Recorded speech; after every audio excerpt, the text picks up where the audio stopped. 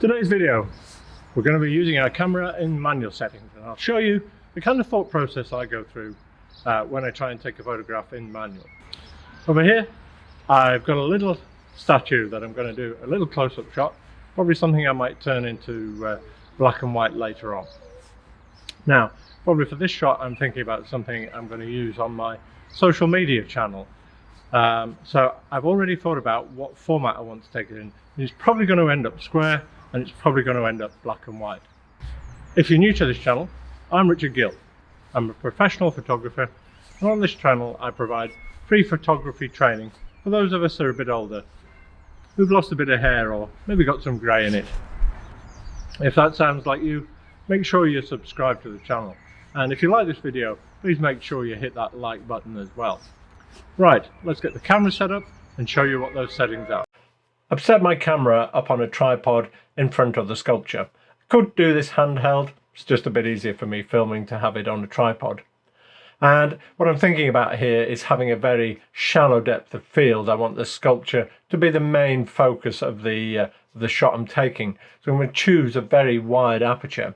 I'm using my nifty 50 lens, hence the name of this group. And it goes as wide as f1.8. So I'll set it at f1.8. If you have a look, you can see I've got my camera set into manual mode. I'll switch that on, set the aperture to f1.8, and it's coming up with a shutter speed of 1/1250. And you'll see there's a little plus 0.3 there, so that would imply it's very slightly overexposed.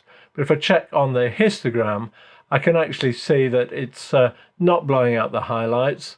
And if I bring the histogram up on another display, I've got a little bit of space at each end of the histogram, so my shadows are okay, my blacks are okay, and so are my whites and highlights.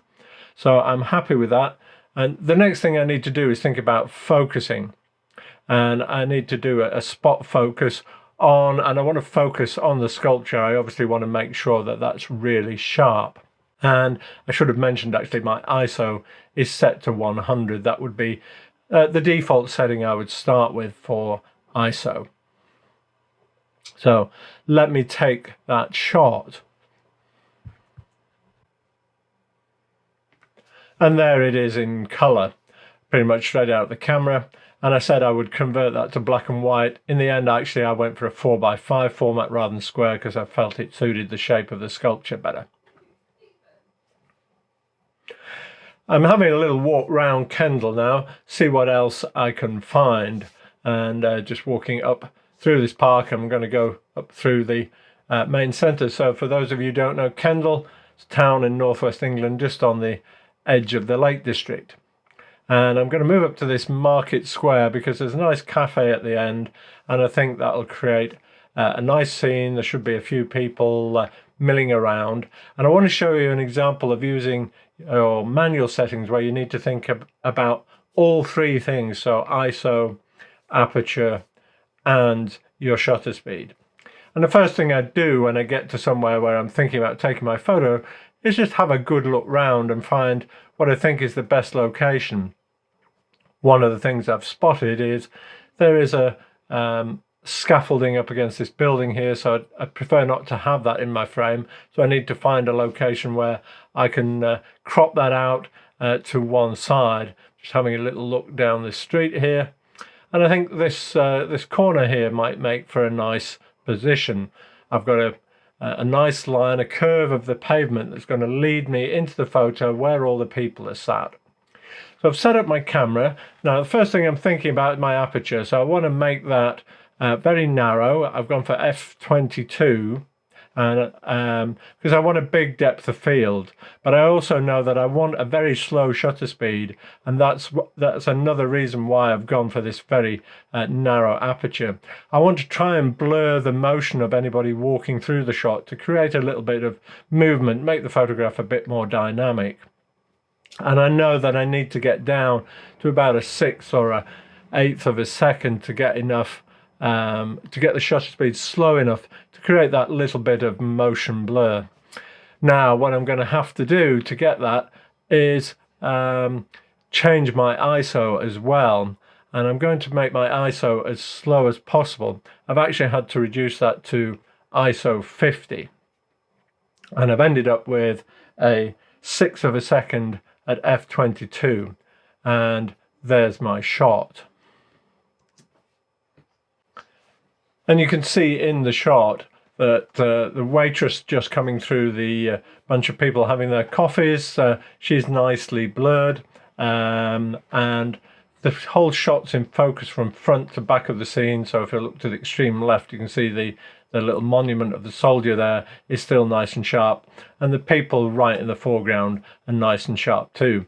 To be honest, maybe not the greatest of photo. I would have liked a few more people moving through the scene to create a bit more movement. But you can see the process I've had to go through of thinking about ISO, shutter and aperture to get those effects.